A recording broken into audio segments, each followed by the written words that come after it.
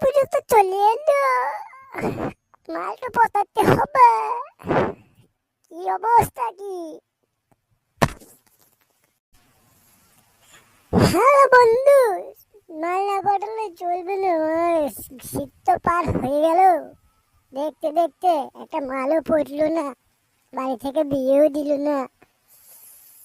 মাল একটা তো পটাতে হবে, সরস্বতী পুজোয় কিছু করার নাই।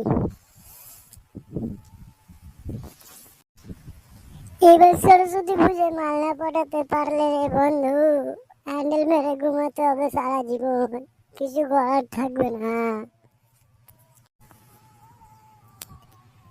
ঠিক বলছিস বন্ধু, কি করবো বল, মাল একটা তো পটাতে হবে সরস্বতী পুজো এবার, না হলে মানে হ্যান্ডেল মেরেই ঘুমাতে হবে আমাদের, কিছু করার নাই।